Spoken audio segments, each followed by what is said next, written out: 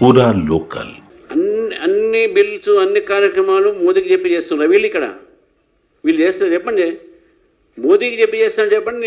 మేము మోదీకి చెప్తాం. మీకు ప్రజలు పరిపాలన చేయడానికి 5 సంవత్సరాలు ఇచ్చారు, మీకు ఎమ్మెల్యేలు ఇచ్చారు, మీరు పరిపాలన చేయాలి.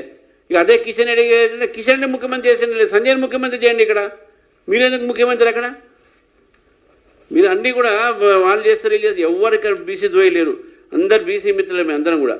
ఎవరు భారతీయ జనతా పార్టీకి మెయిన్ బలమే బీసీలో.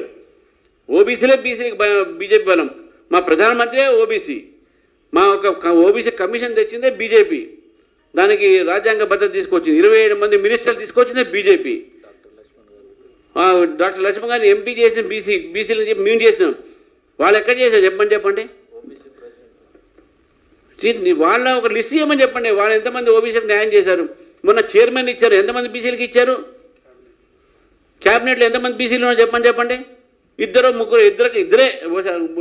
మొన్న ఏమైనా ముగ్గురు ఇచ్చినట్టుంది మేము అడుగుతున్నాం, మేము చెప్పిన తర్వాత. అది కూడా మీ ఊరికే చెప్తా ఉంటే బాగుండదని చెప్పి కూడా పెట్టారు ఇంకోటి.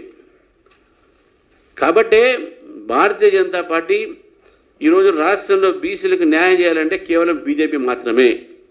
దేశంలో బీసీలకు న్యాయం చేయాలంటే బీజేపీ మాత్రమే.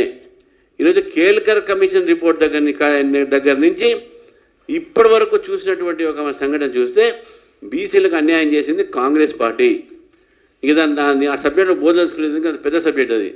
కాబట్టి ఈరోజు తెలంగాణ కామారెడ్డి డిక్లరేషను వీళ్ళు చేయకూడదు, అది ఓన్లీ బిట్రేలు.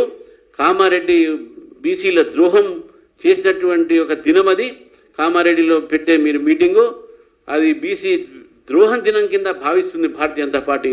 కాబట్టి మీరు ఏ రోజైతే 42% రిజర్వేషన్స్, దాంట్లో 10% ముస్లిమ్స్ రిజర్వేషన్స్ లేకుండా 42% బీసీలకు ఇస్తేనే ఆ రోజు మీరు కామారెడ్డిలో మీకు మీటింగ్ పెట్టే అధికారం ఉంది, లేకుంటే మీకు లేదు అని చెప్పేసి భారతీయ జనతా పార్టీ స్పష్టం చేస్తూ ఉంది.